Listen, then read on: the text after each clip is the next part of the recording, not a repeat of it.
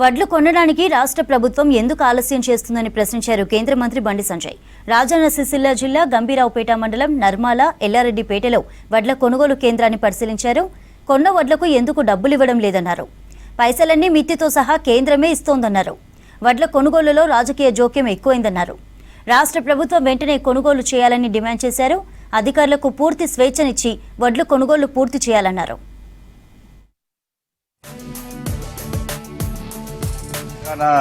రాష్ట్రంలో రైతుల పరిస్థితి మరీ దయనీయంగా మారింది.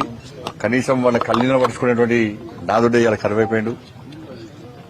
కనీసం వాళ్ళ గోసల్ని వినడానికి కూడా, వాళ్ళ బాధలు పట్టించుకోవడానికి కూడా రాష్ట్ర ప్రభుత్వం సిద్ధంగా లేదు.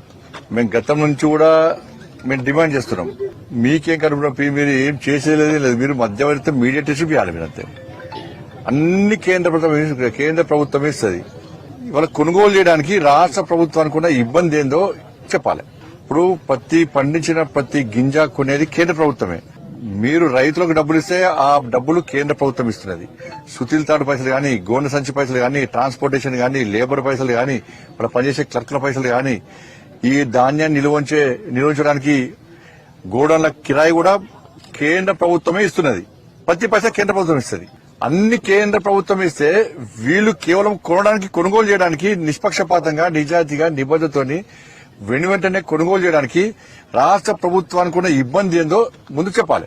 ఇక లాస్ట్ గణేశ్వరు ముఖ్యమంత్రి గారు ఇవన్నీ పడుకోకుండా మొత్తం చేతెత్తేసింది. ఈయనతో ఏం కాదు అంటున్నాడు. మీతో వేరే విషయాలు ఏం కాదు కావచ్చు. ఇది కేంద్ర ప్రభుత్వం పైసలు ఇస్తుంది కదా, మీకున్న ఇబ్బంది ఏందో చెప్పాలి రాష్ట్ర ముఖ్యమంత్రి గారు. కొన్ని తెలంగాణ రాష్ట్ర వ్యాప్తంగా రైతులు హరిగోస పడుతున్నారు. ఈ గోడు వర్ణాలు చెప్పడానికి వర్ణనాలు అవుతాం. ఇది కాబట్టి ఇప్పటికైనా రాష్ట్ర ప్రభుత్వం స్పందించాలి. అధికారులకు స్వేచ్ఛనివ్వండి. వాళ్లకు పూర్తి స్వేచ్ఛనిచ్చి వాళ్ళు పనిచేసుకునే విధంగా ప్రయత్నించండి. రాజకీయ జోక్యం పక్క పెట్టండి. ట్రాన్స్పోర్టేషన్ విషయంలో ఇబ్బంది వస్తున్నది.